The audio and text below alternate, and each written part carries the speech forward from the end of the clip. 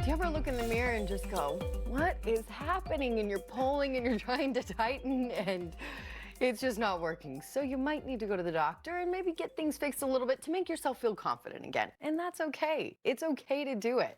We are here with Dr. Ward today. Dr. Ward, you want to look in the mirror and feel confident, but let's be honest, with age comes changes to our body and sagginess and all that fun For stuff. sure. And I love how you said that about how it's about feeling confident. Like, Yeah. I do not think, like all of our patients that we see, it is probably few to none that actually do it for vanity. It's like they just want to feel more confident. They don't want to, they don't care they're, I don't know, 57, 47.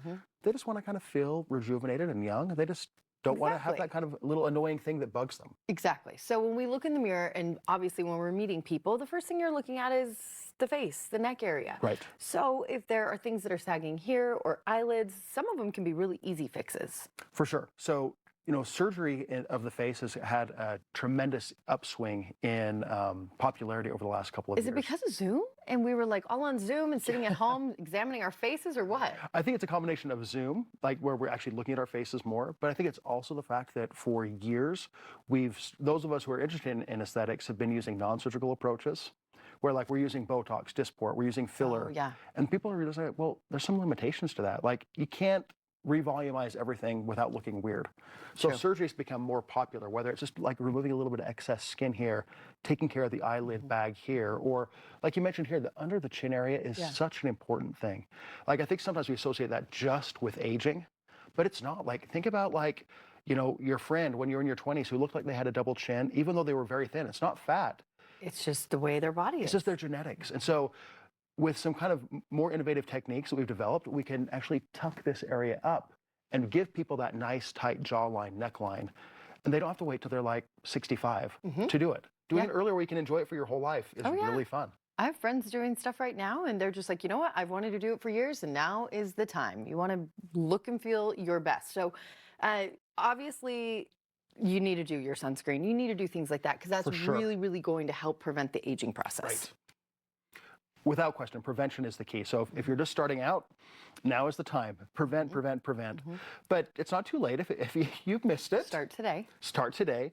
But surgery really is for those instances where like time has taken its toll, gravity's taken its toll, or genetics have taken their toll. Like we were talking about just with the neck, like sometimes people are just developed that way, or maybe they've got like an undersized chin, or their cheekbones just aren't as big. There's things that we can adjust to kind of change the proportions of the face.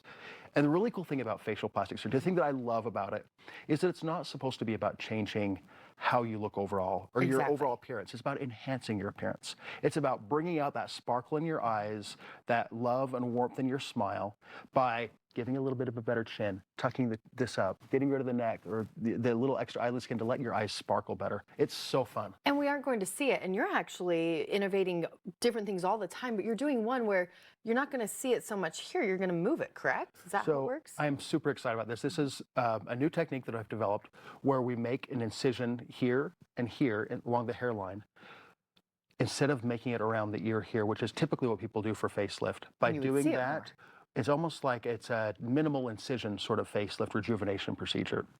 So it really helps hide one of the major signs of a facelift. Wow. It's really cool. It's pretty cool what we can do. And some people are very vocal about it. Some people want to be very, very quiet about the things they are having done to their body, and to each their own. But if you want to at least just talk with the doctors, we have a QR code right now on the screen. Grab your phone, take a picture essentially of that. It will open up and take you directly to where you need to go to make your appointments and to chat with the doctors. Dr. Ward, as always, thank you so much for being here. Thanks.